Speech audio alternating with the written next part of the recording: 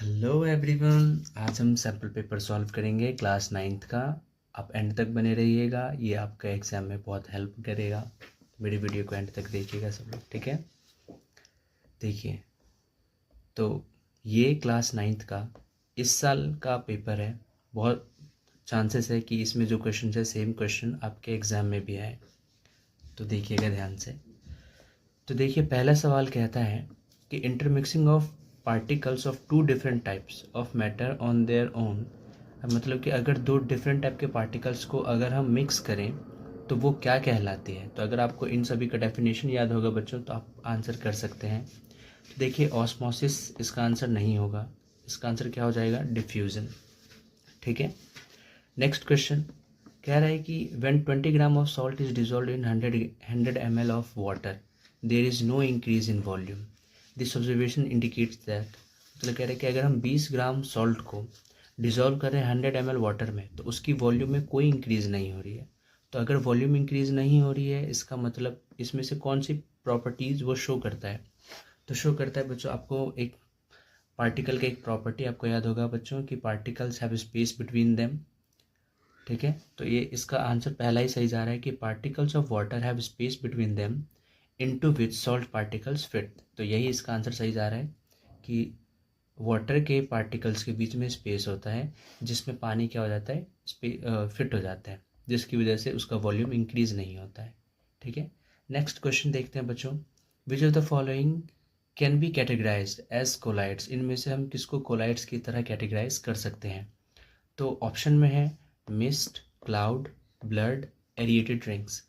तो इसका आंसर वैसे तो सबको ही हम कोलाइड्स की तरह कर सकते हैं, तो इसका आंसर या तो हम ए लगा सकते हो, ठीक है, क्योंकि 1 2 3 सभी आंसर ठीक ही लग रहे हैं।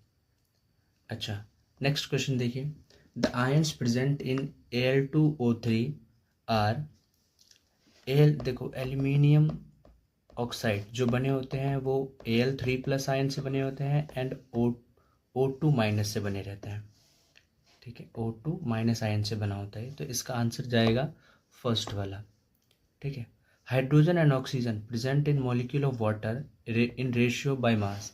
तो हाइड्रोजन देखिए, मास का हमें रेशियो निकालना है, मास का। तो हाइड्रोजन का मास कितना होता है बच्चों, 2 होता है, और ऑक्सीजन के एक एटम का मास कितना होता है, 16।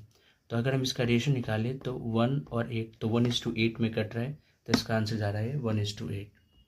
फिर नेक्स्ट है बच्चों कि विच of the following statement is correct about the structure of atom, atom के स्ट्रक्चर के बारे में कौन सा स्टेटमेंट करेक्ट है। तो पहला है the atom is an individual particle. गलत है बच्चों, क्योंकि हम एटम को डिवाइड कर सकते हैं, क्योंकि आपको पता होगा कि एटम में इलेक्ट्रॉन होता है, प्रोटॉन होता है एंड न्यूट्रॉन होता है। तो मतलब ये बात ऑब्वियस है कि हम इलेक्ट्रॉन को डिवाइड कर सकते हैं, ठीक है। Atom as a whole is neutral, बिल्कुल सही बात है, क्योंकि जितने प्रोटॉन होते हैं उतने ही इलेक्ट्रॉन होते हैं। आपको पता है इलेक्ट्रॉन पर नेगेटिव चार्ज होता है, प्रोटॉन पर पॉजिटिव चार्ज होता है, ठीक है, तो वो न्यूट्रल ही रहते हैं। The whole mass of an atom is concentrated in the nucleus, बिल्कुल सही बात है कि एटम के जितने भी मास होते हैं वो उनके न्यूक्लियस में ही होते हैं। तो इसमें से हमें पूछा था कि करेक्ट कौन सा है, तो अगर आप ऑप्शन पढ़िएगा तो आपको पता चलेगा कि सेकेंड एंड थर्ड, मतलब option D is correct, okay. फिर कह रहे हैं number of valence electron, valence electron कितने हैं एटम एक्स में, ठीक है, हैविंग जेड। आपको पता होगा बच्चों कि एटॉमिक नंबर जो होता है वो z के इक्वल होता है, और जितना z होता है उतने ही उसके पास नंबर ऑफ इलेक्ट्रॉन्स भी उतने के ही इक्वल होते हैं। तो मतलब कि जो x एटम है उसके पास इलेक्ट्रॉन कितने हैं, 13 ही हैं। तो आपको K L M N shell के बारे में पता होगा, तो K सेल में 2 इलेक्ट्रॉन फिल होगा, L में 8 इलेक्ट्रॉन फिल होगा, बचा 3। तो इसकी वैलेंसी हम कितने लगा सकते हैं, 3 लगा सकते हैं बच्चों, ठीक है।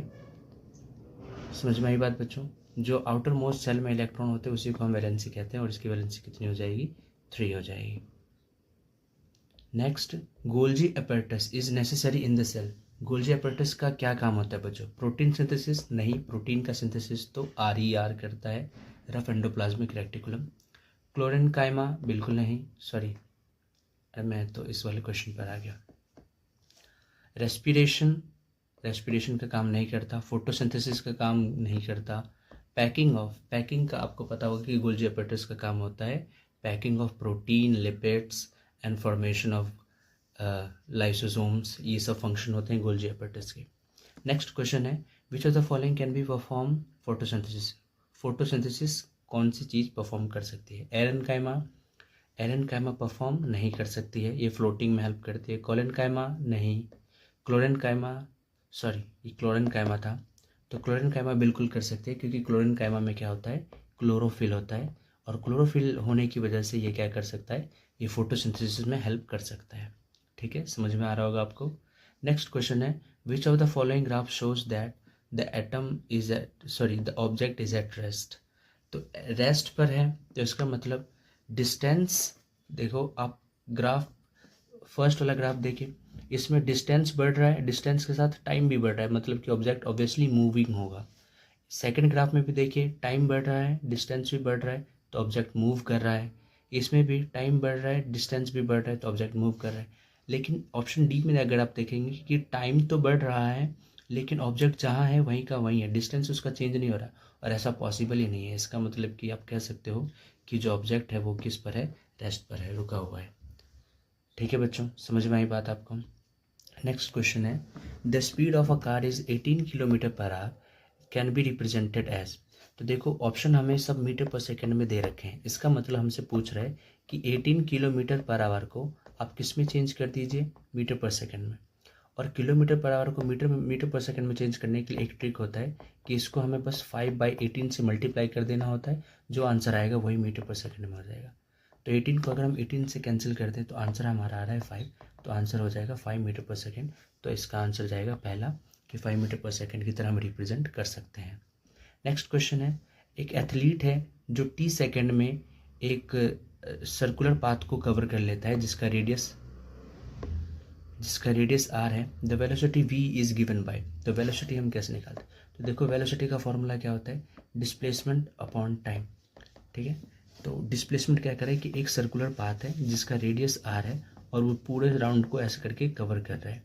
ठीक है, the athlete takes t second to go around the circular path of radius r, the velocity v can be represented bye.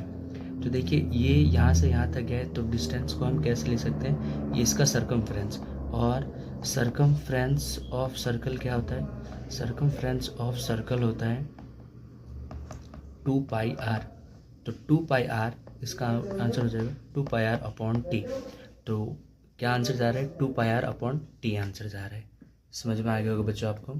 Next, according to first law of motion a body will remain at rest unless acted upon bye.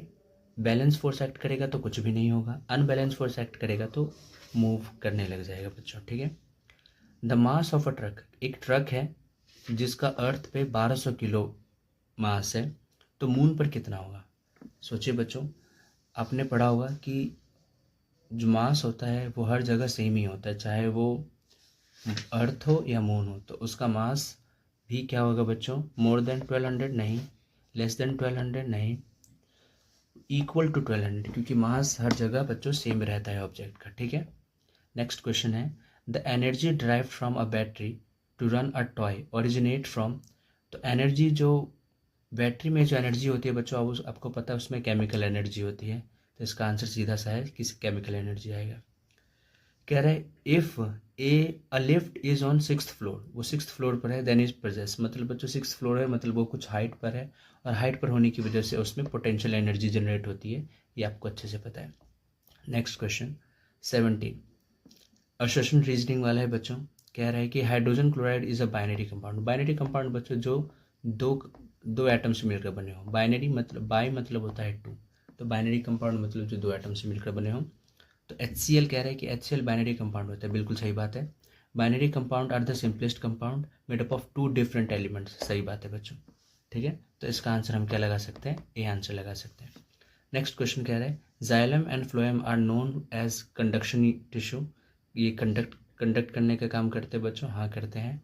Water and minerals are transported in plant through xylem, water and minerals जो है xylem से transport होते हैं, बिल्कुल सही बात है, लेकिन इस वाले बात का ये बिल्कुल सही रीज़न नहीं है, तो इसका आंसर हम लगाएंगे बी, कि A is true and B is also true, but R is not correct explanation of A.